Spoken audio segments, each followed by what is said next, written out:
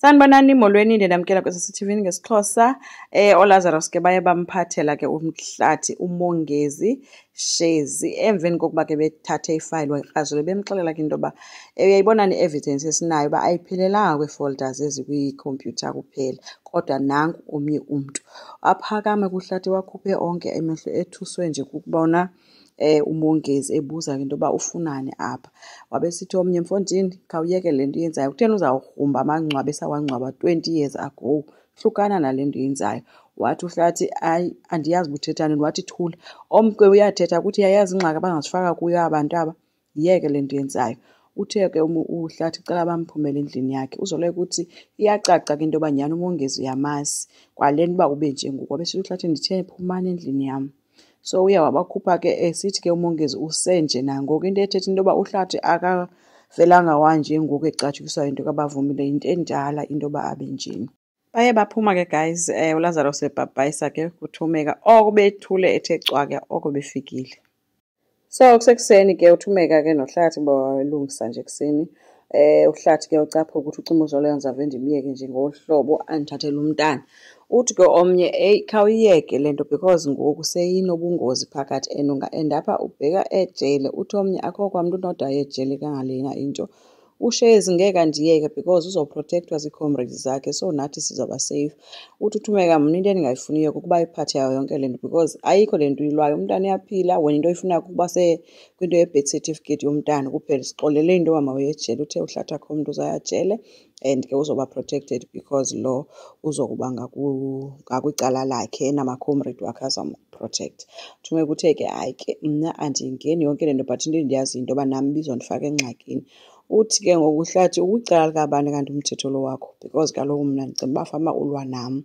Uthe omnye, inoske ibe njalo ukuba ndikwicala likaZoleka because awufuni ukwehla kule nto. Uthe omnye, kulungile but into endingazuyenza kukuyeka into edibanisene nomntana wam, sazayilwa. So kuseyibreakfast kwaZoleka. uZoleka kuzincokolela noLazarus bulele ngebreakfast amenzele yona. Ethi ke uLazarus uthethe ngento yoba ke kungenzeka uba uHlathi ade awufikela eprison if yena akatshintshi indlela enza ngazo. So uZoleka bemothusa loo nto uba singade sifike kuloo ndawo na. Wathi omnye, ewe kaloku if uzawuqhubeka nale behavior yakhe izamfaka ejele loo nto leyo. Atshintshe itopiki ke uZoleka besebuza uba khawundixelele kwenzekani between wena noLilian because kaloku uLilian ude wathi ze ndikubuze uba umthetho wakhona uyiqale kanjani le khampani wena ekhusela. Abe ngathi akafuni uyithetha ke loo nto. Athi uZoleka, no, ndiyacela siyithethe because kaloku undibeka kwenye indawo because naye uzohlala endixelela into yoba ude wandixelela na. Wabesethetha ke uLazarus into yoba no, thina like utatakhe wafumana ii-investors ezithile ezazingamfuni ke ngokuLilian uba abe yi-CEO. So wadicide into yoba ke makatshuze imali over uLilian because ngelaa xesha naye uthi ke wayesemncinci. Babe unoLilian ke wadicide into yoba ayibreakhe ke into ye-engagement yabo because naye wayengayifuni le ndlela abazayiqala ngayo ikhampani. So uZoleka kwafika kwi-question ethi, ke ngoku if kungaphinde kwenzeka into efana naleyo because you chose imali over umntu wakho, xa kuthiwa ndim ke ngoku ingenzeka kanjani? Wabe sesitsho kuLazarus uba no, ngelaa xesha ndandimncinci naye sasebancinci sobayi-2, so sasisenza nje nam ndandisenza into ephambi kwam. Njengangoku thina ilizwe lam mna elimnandi elinguwe, ndiyakuthanda, ndiyathandwa, ngapha ndinonyana ongubavumile. So if ikhuseli yatsha ngcono kusekuthiwa iphelile kunoba kuthiwe ndiphilelwa nayinto edibanisa nani phakathi. So bathi ke mabalungise because banesummit ekufuneka beye kuyo. uHlathi ke nakwelinye icala guys uphoxwe nguLikamva emveni kuba efike kuLikamva ezibukela ifowuni yakhe ke. uLikamva usemathandweni ke uthanda itshomi kaQhawe lisebenza ePalette. Uthe esafika ke samxelela into yoba wena ungunyanam, yonke le nto yakhe ebehlele emxelela uba ulisibulo lam wena ntontoni. uLikamva kuye wamgcwalisela sithi, yintoni le nto uyenzayo yokuzama ukohlukanisa ifemeli yakho ngolu hlobo? Uthini ngabantwana bakho? Le nto ungakucingela abantwana ukuyeka ucingela wena, ithini into yakho? Wena ngoku ufuna uthatha ubavumile ngapha ekubeni wawenze loo nto kwakuQhawe. Utheni le nto uZoleka ungamyeki kakhulisa abantwana ngohlala urharhala ukhulisa ngabantwana? Utheni ungekho fair? uHlathi ke ume ngelithi ke bekumele uba uLikamva ume ngakwicala nakhe uhamba naye not uba abe against yena. So uLikamva uvele wamshiya ke eme kanjalo ke emxelela into yoba khawukuzama ukuzehlisa ube phakathi kwabantu bonke. Uthe esame kanjalo ke uHlathi kwabe kusithi gqi uShezi ngapha ezomxelela ezinye.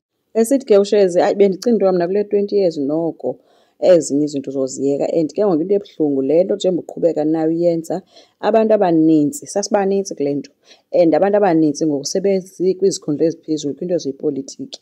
So mninzi umuntu ozolimala if wena uqhubeka uvundulula le nto xa benoyazi loo nto leyo nefemeli yakho uzobe uyifaka at risk. So khawuyiyeke le nto, khawubuye umfa kuloo nto le. And kwalo Lazarus ngowakwaNgcukana une-influence embi kakhulu.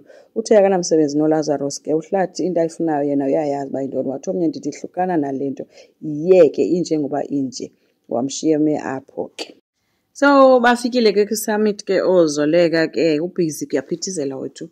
Abesehlangana ke noLillian ke phayana ke basebencokola ke besemxelela into yoba Lazarus umchazela uba wayiqala njani ke into ekhuzela esitsho into yoba I know into yoba wena unobufilisha ngathi wakubhitreya kuyo yonke le nto, but I'm hoping into yoba singakwazi ukusebenzisana sisonke like singa-acti ngathi like si-teenagers yonke loo nto. Besithi omnye no ndimdala kaloku ngeke si-acte okwe-teenagers. But uyambona wethu uLillian iyadikwa kwanto ethi baseno Lazarus xa ithi gqinje uyanyakama.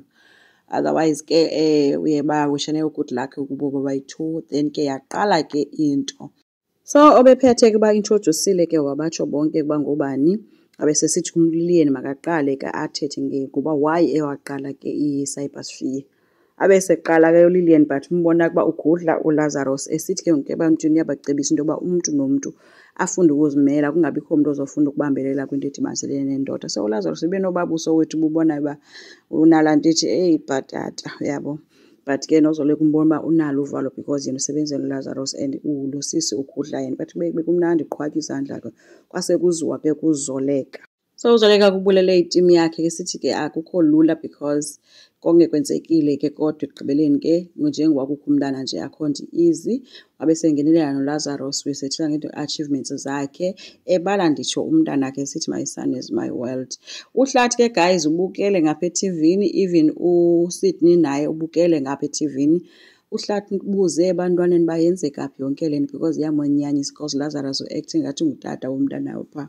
Akatshongo kodwa ebantwaneni but indlela ebubuke ngayo besonyanya. Bamxelela abantwana waphuma ke emahlathini ukubheka khona apho khona i-conference. So ufikile ke guys uhlathi ke fika la kwi-securities ke eidlovu ethi ufuna ungena wayisebenzisa ukusikhusela but akekho kwilist yabantu abazongena pha. Uncedo ukufika kaQhawe, Qhawe ebuza uba hayibo myekeni ngutatam lo. Wabuza uba tata kwenzeka nothi omnye hayi kaloku ndizongena apha bendivile into yoba nawe ikhona into ozoyipresenta. So uthetha ingathi uzosapota uQhawe ke bese uQhawe kulungile masingene kodwa uzihlale phaa ngemva. Wangena ke sana uthe xa engena nje waphazamisa uzoleka nje wambona uba udisturbed ngeyona ndlela esethetha apha ethetha phaa. Ke lingeni ke kwathathwa imayikhi kodwa mayinikwe abantu kwi-floor babuze ii-questions. Hayi ke the ke icrew isahambisa imayikhi kwabanye wayicutha uhlathi. Wathi uQhawe wethu uyamnqanda wathi omnye khawume kancinci ke Qhawe wabuza ke into yoba ndifuna ubuza uzoleka lo nerexe lakhe into yoba kutheni le nto bendocutha umntana. Wathi ndicela nindiphendule nimebelane umntana wam. uLillian ke guys besebonakala into yoba ke uva iindaba bengazazi wazi uba kaloku aba banomntana so uzothetha iindaba zabo ke apha.